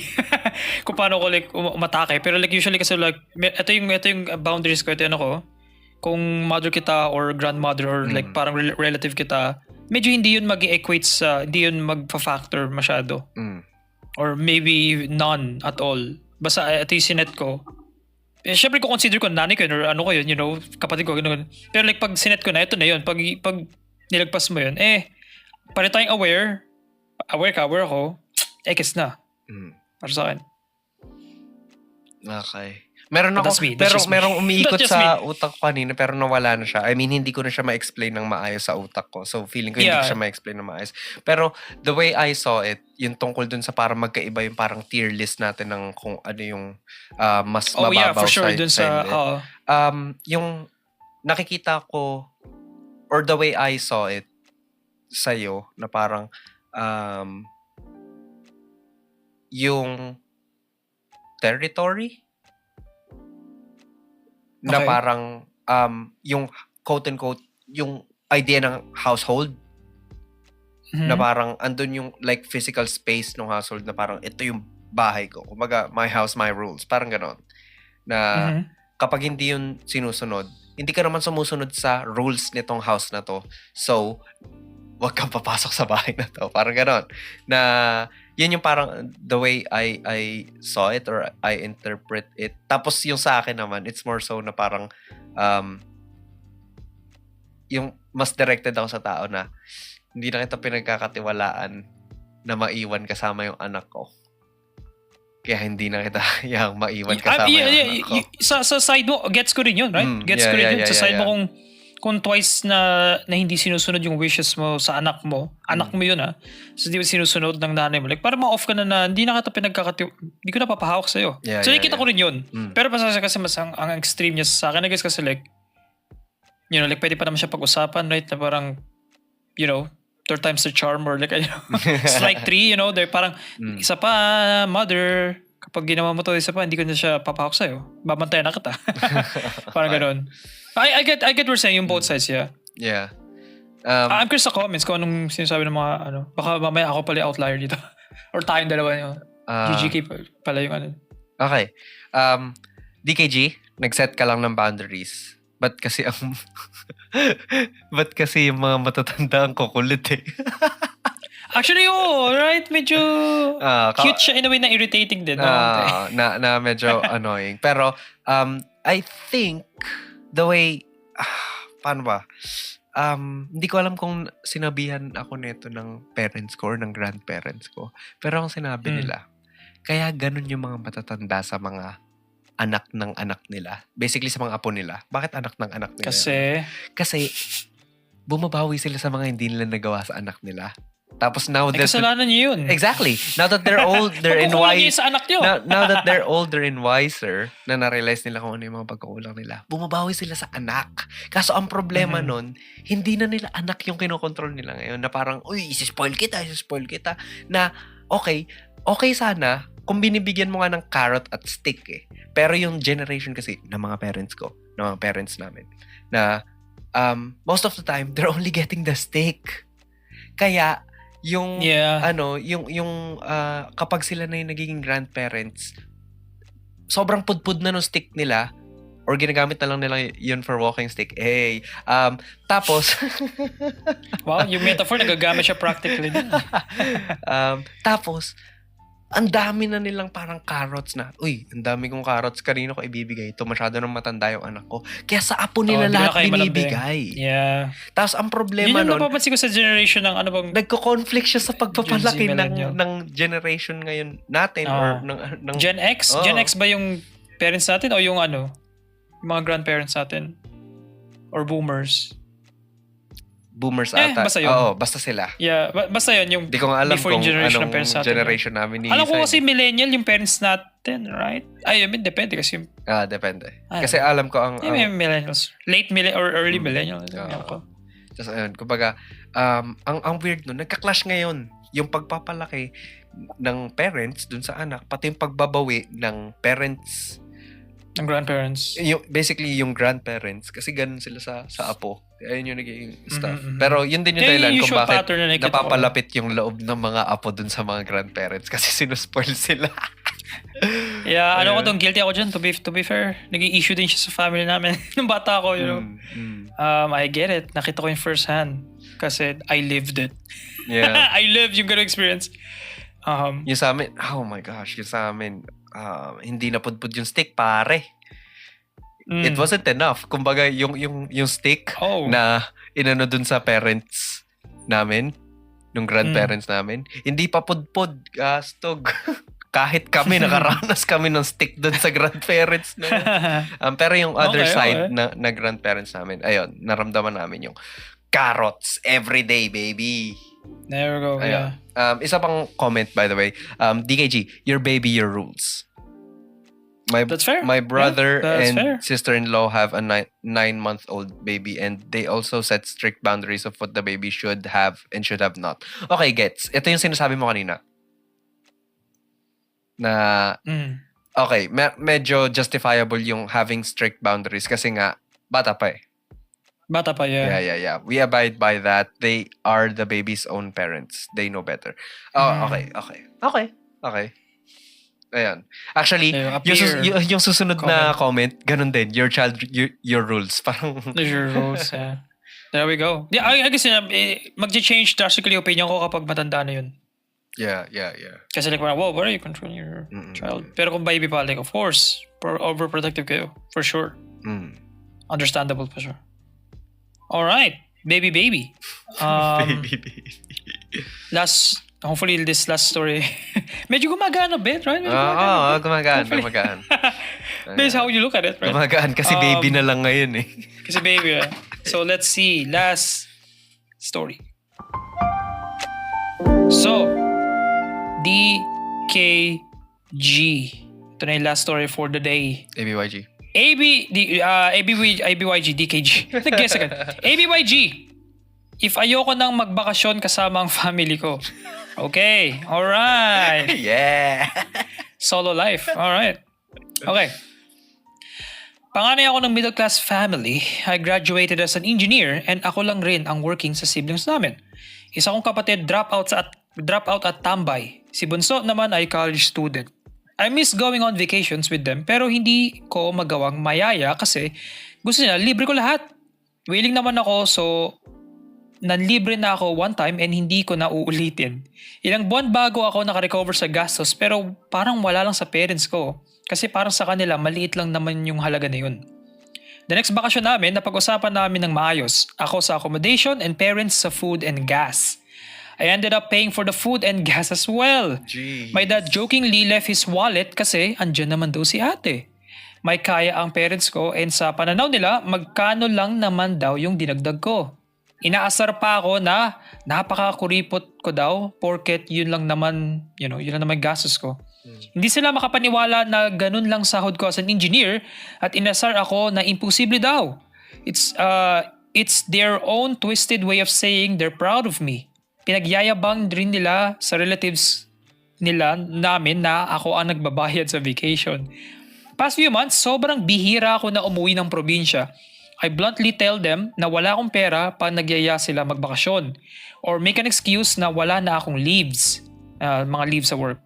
The sad thing is, hindi na natutuloy pag hindi ako kasama. Hindi na natutuloy yung vacation. Pero sumasama ako sa family ng boyfriend ko kasi doon KKB kami or minsan halos libre pa ako pag nagbabakasyon, hindi ko na lang kinakwento sa family ko.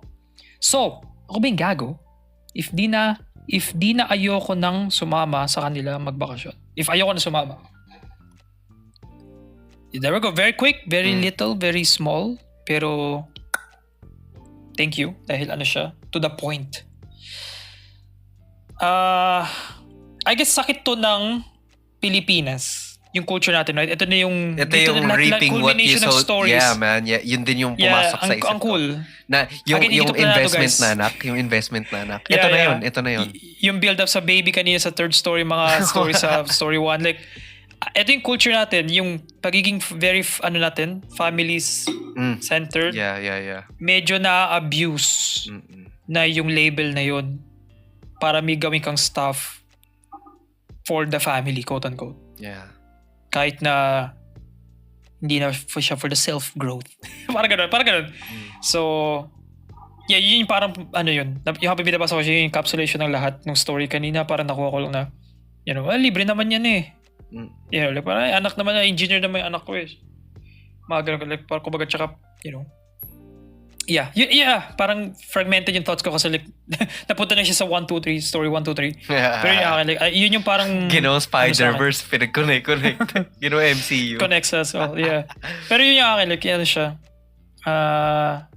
Para ba, hindi symptom. Yun yung nakikita natin kapag, umasa tayo sa mga anak natin. Or sa mga, generation below us or above us. Yeah. How you look at it. Financially, especially. So, DKG ikaw, tayo? Ano tingin mo? Actually, nasa DKG din ako. Maybe magde-debate din tayo dito. I don't know. Like, it just yung kasi, like, kung nalilibre si OP, right? Pero like, tsaka napag-usapan nila yung sa second vacation, pero hindi na susunod eh. Yun yung akin eh. Like, parang, diba, sa story 3 din stuff, like, kapag may siniset kang stuff, like, sundin natin yun. Ganun naman kasimple. Like, ito yung napag-usapan natin, sundin natin pag-usapan. Pag hindi, anong point na mag-participate pa ako dito kung hindi nyo naman sinusunod or hindi nyo naman nire-respeto yung sinet nating boundaries sa isa't isa? Oo nga, tatay kita, nanay kita. Pero like, parang respetuhin nyo naman ako as anak. Dapat it goes both ways pa rin eh. That's very lawful neutral of you. Ikaw, ano bang thoughts mo here? Kasi like parang medyo may perspective ka na nafe-feel ko na parang yung ibang angle ka. Admittedly, man, kumbaga, I don't know if it's the Filipino in me. That sounded really racist, man. I don't know if it... Racist? You're Filipino! Hindi, I mean, alam mo yun, na gumagawa ako ng stereotype. Pero Swagapino ka, bro. Like, accepted, you know? It's kind of that. Kumbaga, andun talaga yung pagiging family-centric. And yun yung una kong naging tanong sa sarili ko na parang, wait, nagigets ko yung sinasabi ni Sign tungkol sa pagiging Filipino-centric tapos pagiging, yung sa investment ng pagiging... Yung investment, yun yung word, yeah. Nakikita tayong investments. I mean... Nung napatanong ako na, wait, yun ba yung dahilan kung bakit yun yung una ko naisip? Pero ang naisip ko kasi is, pera lang yun eh. I mean... Okay, interesting. It's a good thing. Interesting perspective. It's a good thing to save up money to ayun, sinabi niya may boyfriend siya, 'di ba? Na ayun nga, mag-iipon ka for your own future, for your own family, for building your own family.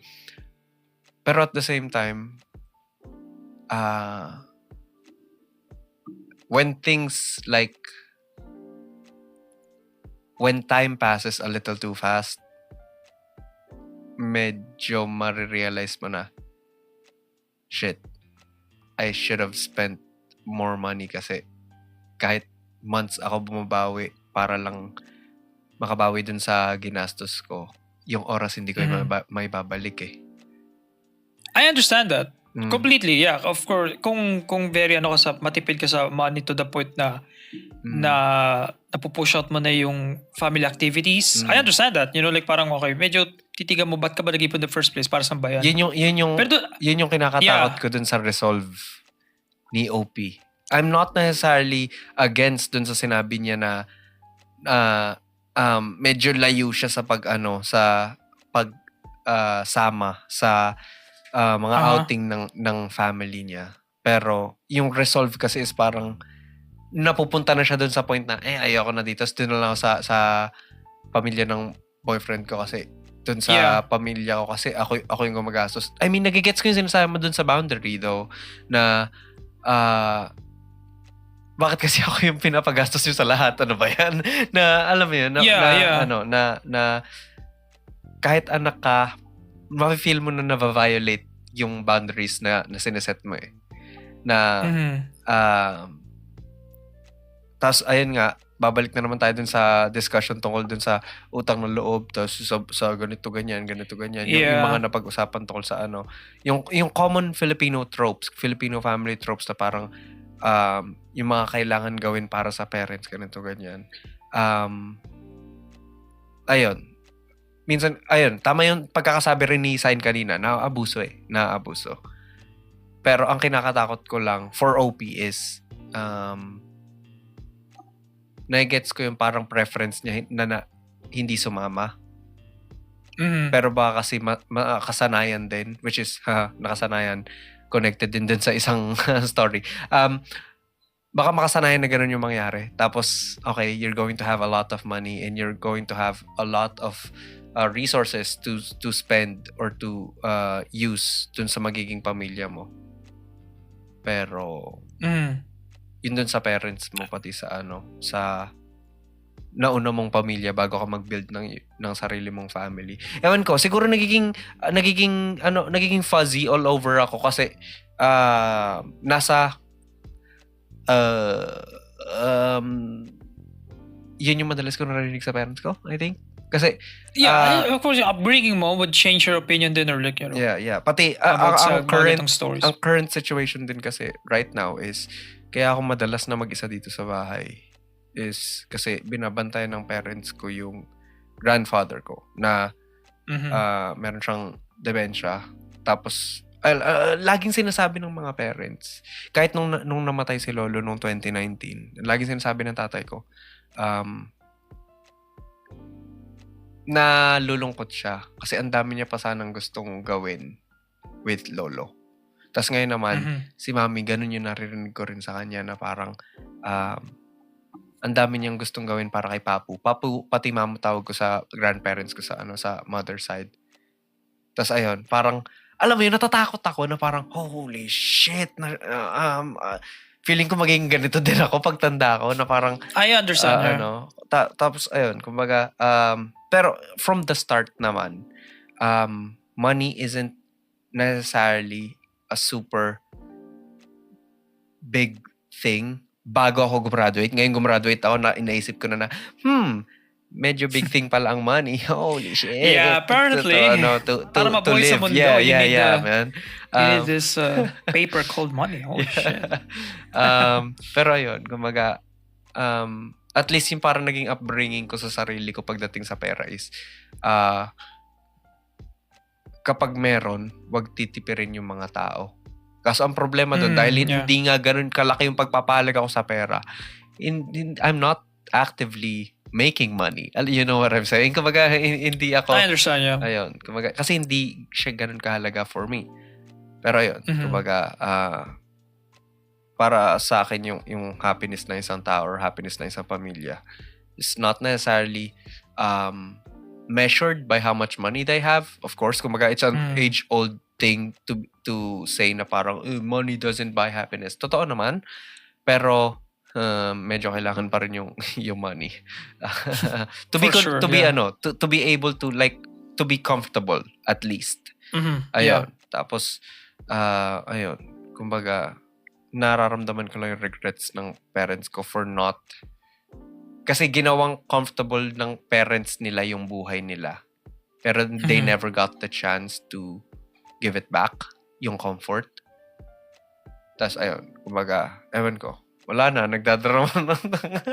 No, yeah, understand. Yeah. May you know, like yung ganitong especially like timely kumbaga, family. Yeah. Stuff. So like parang retroactively retro or proactively, like ka na ayoko, di ko gagawin yung mga ganyan stuff, like, or mas ko pa, i-elevate ko pa para hindi ko ma-feel masyado yung ganitong marami pa akong gustong gawin in the future, if ever, decades from now, diba? Yeah, so I understand what you're feeling. Dati ba sa yung ibang comments here, just to like cap this off, this story off. So DKG isa, nakaka-drain naman talaga pag ikaw ang laging taya sa gastos. Ito naman isa, DKG, ako bago mag-book, siniset ko na expectations. KKB tayo dito, paghahatiin natin yung share ni student, blah blah blah, ganun. If di sila pumayag, di postpone ang bakasyon. Mabubuhay naman sila na wala yun eh. And mamimiss din nila mag-out of town. dapat bago mag-start ng bookings, may nakalaan na agad na pondo. Yeah. Ayaw ng parents mong gumastos, siguro kasi nag-iipon din sila for their retirement. Plus may pinag-aaral pang isa siguro. Besides, malaki or maliit man sweldo mo, hindi dapat nila ina-assume na libre mo. And lastly, DKG, well, that's the boundaries. Cherish mo na rin yung trips sa family ng BF mo. Some things won't change and labas na yun sa control mo. Di mo rin need i-share lahat sa parents mo. Ganyan pag adult, may own life ka na to live. Ingat sa biyahe. There we go. So, more or less DKG ang ating madlang people sa comments. Which ako din, to go back lang yung point mo, I get it yung sa moments and dun sa financials, right? Na parang mas important yung moments, yung experiences mo with your parents or grandparents. I guess akin like, dapat din, na-acknowledge din yun, especially kapag ikaw yung nagfa-finance nung mga out of town, right? Ang nangyari kasi is, kay OP, hindi naniniwala yung parents na mababa ni sweldo or may limit. Nag-usap na sila about sa budget, hindi sinunod, naiwan daw yung wallet, quote-unquote. Yeah. Nagjo-joke sila about that. Binabrag pa nila na, engineer anak ko, malakas sweldo. Kahit sinasabi ng anak mo mismo na, hindi ka naman malakas sweldo ko, nahirapan ako. So like, yun ay akin. Like parang, yun yung nakaka-off eh. Masaya sana kung like parang, anak, maraming salamat. Thank you. Like, big deal to. Super na-enjoy namin, ganyan-ganyan. Sobrang grateful kami. Ganun. Magbabago feelings ko, right? Parang, wow, na-appreciate ako. Yeah. Kasi yun din yun. Appreciation goes a long way. Pero kung ina-undermine yung efforts mo, or hindi pinapansin yung efforts efforts status ko, yun yung standard na parang dapat ginagawa mo yun in the first place. Actually, dapat ginagawa. I feel like, who says na hindi ko siya, pwede ko siyang hindi gawin? You know, like, parang sino ba nagsabing dapat gawin ko to as panganay or, you know, culture lang naman. I could hindi naman ako like I could change it. I can change it. I'm an individual. Ganyan akin. So I understand what you're saying. But it just yung umbrella dapat is something sa gratefulness. Or hindi naman dapat yung ilumuhod yung parents mo sa'yo na thank you. Pero you know, like wag i-undermine yung efforts na ginawa mo or ginastos mo for this. Especially ang dami nila. Like 3 sila magkakapatid sa 2 pa or something, di ba? Or maybe sa mata ko madami pero you know. Yeah, madami na rin para sa akin yung 3. Yeah. Tapos parang taon yata yung inipon niya ulit babalik. Yung sinabi ni OP here. Months, I think. Ilang buwan. Tama. Hindi pala taon. Ilang buwan bago makarecover sa gastos. Pero, you know, wala lang sa parents ko kasi sa kanila maliit lang na halaga yun. Diba? So, bro, months. So, you know. At least. Yeah. At least. That's 3 paydays, man. Yeah, like kung ilang months. So like, baga kung 1.5 at least, 3 paydays yun. Yeah. Dapat i-acknowledge ng parents yung effort na you know, para sa kung, kunyari, 100K yung parents, tapos ang binigay ng anak mo is 20K para sa bakasyon. Para sa'yo maliit lang. Pero like, at least acknowledge sa point of view ng anak mo na, hey, big deal tong pera na sa akin. Tapos ang laki nung, so like, parang, nung nilabas yung pera. Okay, para sa akin, yun lang. sobrang, I stand with yung second comment, I think. Yung tungkol dun sa sa kung mag-out of town, dapat may pondo. Hindi yung iaasa sa ibang tao. Lalo na kahit kanino pang parte ng pamilya. Kailangan may pondo. Actually, ganun yung pamilya ko. Ganun yung pamilya ko. Kahit yung extended family ko. Na hindi sila parang, uy, ikaw nagplano nito, kaya ikaw na magaganito na lahat. Hindi ganun. As in, planned. Like, hindi lang siya planned sa itinerary, pero pati sa finances, pati sa kung ano yung sino maglalabas ng pera, pati kung magkano yung hatian. Ganon. Kumbaga, dapat, pag ganyan na, agree ako sa'yo. Sakit to ng mga relatives ko eh. Medyo chill lang sila sa gastos. Hindi man super chill, pero normally pag nandun na, medyo hindi sila super strict sa gastos. Medyo may leeway sila gumastos pa ng more pag nandun na. Ako di ako komportable dun eh. Mas gusto ko yung, hindi. Before tayo pumunta, ito yung mga gastos natin, okay? Kanino to? Ikaw ba? Ako ba? Sino gagastos? Dapat sure tayo lahat. Para wala ng away. Kasi nagkakaroon ng away sa amin before eh. Food special sa food, you know? Kasi pag order na ng food, like afford ba nito? Afford ba niyan? Like, bakit? Dapat pinag-usapan na to before eh. Dapat going in, ito yung magiging potential gastos. Okay? Dapat ready tayo. Ready kayo. Mga ganoon. So I agree sa iyo. Like gusto ko ganyan yung system na. Okay, alis tayo guys. Okay. I don't know why or siguro hindi lang ako kasi part ng mga gumagastos pa. Pero same sa family ko. Pero siguro nag-over like yung pinopondo nila, yung iaambag nila, yung nire-ready nilang pera, mas malaki sa kung ano yung gastos talaga. Kaya technically halos actually joke lang, hindi pala lahat. Pero merong handful of relatives na handang maglapag ng more, ng a little bit more. Tapos parang it's I don't know kung nagiging utang yun or nagiging hiram na parang okay, babayaran ko na lang kapag ganito ganyan. Hindi ko alam kung ano yung kalakaran nila nun. Pero sa amin wala naman aaway dun sa pera. Lahat may naka-ready.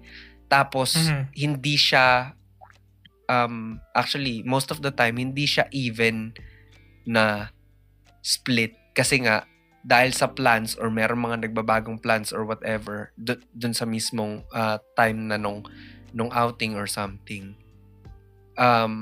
may ibang naglalabas. Actually, yung parents ko, yung nanay ko, naglalabas siya ng more sa kung ano yung nakapondo. Pero it's making me think na kung kaya yung gawin ng nanay ko, ibig sabihin nun, kung ano yung napag-usapang pondo, mas malaki pa dun ng konti yung hinanda niya talaga. Yeah, may parang yeah, I get what you're saying. Kumbaga, ito yung gastos natin na comfortable tayo. Pero pwede tayong sumundot ng onte. Parang kaya pa sumundot onte. Pero yeah, ayun, kumbaga, it still stands na lahat na yung baseline nun, kailangan walang bababa at least may sa baseline. Yun, ito yung linya ko na comfortable ako. Pwede ako lumagpas ng onte. Pero at least alam ko na pag lumagpas na ako super, meron na akong linya na okay na ako. Kasi naset ko na yung linya ko na hanggang dito lang. Okay, ito. So, yeah. To better like describe it, lahat ng sasama sa outing, kailangan meron silang at least hanggang kung ano yung floor nung napag-usapan. Pero doon naman sa mga handang magbigay ng extra, meron din silang ceiling na hindi sila mag-go over doon. Ayun. Kumbaga, lahat susunod dun sa floor, tapos lahat ng mga handang magbigay ng mas mataas dun sa floor na sinet, merong ceiling na hanggang dun lang yung may dadagdag. Ayun, sobrang solid nun. Actually, super helpful gusto ko tuloy kausapin yung nanay ko kasi super, maplano niya sa finances. Sobrang sinop niya pagdating sa finances. Yeah. I mean, yung akin din, maano din. Pero I guess, bisa kasi pag nandun na, parang, sige, like, alam mo, nasusunod naman for the most part, pero minsan, like, sumasobra. Alam mo, like, parang, you know, we should calm down a bit. You know, kasi baka hindi tayo komportable. Kailangan talaga may iset na ceiling no? Kapag Yeah. Kasi minsan kapag nandun ka na sa moment na, gusto ko, sige, okay lang yan, sige, labas lang ako ng pera. Or nandito na rin tayo Yeah. I mean, pero yung budget. Ako yung person. I'm the guy. I'm that guy na, kaya ba to? Masyadong mahal. Laging ganun comment ko. Every time, kakain kami, kahit na gusto ko, na doon sa utak ko na, ano ba to? Magkano to? Lang ganun. I guess ganun ako very financially, like, conscious ako sa chaching. Kung ano nilalabas. Kasi like, you know, like, gusto ko sa utak ko, comfortable tayo. Kasi alam ko yung tingin nung nung mom ko kapag tinanong ko siya kaya ba to? Pag gumanon siya like, okay. Pag nag-isip ka, ibig sabihin, medyo lagpas sa price range natin. Medyo. Pero gusto niya kumain. Gusto dito. Parang, pag-isipan natin ulit, okay? O gano'n. Pero yun. Anyway, yun. There we go. Yan. Family, parents, thank you sa mga in-impart children. na wisdom sa amin ng mga parents namin. Solid. Yeah, thank you sa parents namin. Yeah. You molded us. Yeah, thank you din sa grandparents namin sa pag-spoil sa amin to some degree. For sure. Thank you. Kahit nag-away-away kami dahil dyan. Ibang story for another day, pero, you know, yeah, family shit, you know? Yeah. I'm happy to be a Filipino sometimes kasi, you know, may safety tayo of family. Very compact ng family unit natin, yes. Yeah, very, tayo, family-oriented. Yeah. Which is, you know, we should be thankful for. Of course, may mga negative shit, but for the most part, it's a good thing. Yeah. Thankful ako sa ganung culture. Speaking of culture natin dito mag-like, subscribe, and mag-follow sa Spotify or sa YouTube. There we go. Yeah, YouTube, if gusto nyo makita kami, or if ayaw nyo makita kami mga beautiful faces, Spotify. Yeah. Like, follow, subscribe, comment. You know the drill. TikTok, Instagram, Facebook. And that's it. Another Crisis of the Midnight is over. Next crisis is next week. So, here we go. Yeah, thank you for listening. Hope you enjoyed yung family shit. Yeah. Any final words, violent reactions, Aldous? Before we fly away now, fly away. Sobrang madlad pa rin talaga nung sa unang story. Oh, Yeah, man. for sure. Tricycle driver ka lang. Oh. And maliit ang tututoy mo. masama. Masama yung part na yun. I didn't like that part at all. Yung Yeah. tungkol dun sa... In isolation though, like malakas sa loob niya. Yun yung mad lad part, right? Like, parang, lakas ng loob mo. For saying that. Dun sa... Yeah, for saying that. Sa dalawang pamilya na nag-gather dun sa engagement party. Yeah, for sure. Your side and yung mo, jowa. Yeah, Side and jowa. Mad lad. Mad lad. Chad move. There you go. Shot. So yeah. Another day, another midnight. Crisis is... Yeah. Alright, that's it. Lipat na kami. See you next week. Goodbye, guys! Bye-bye-bye-bye-bye!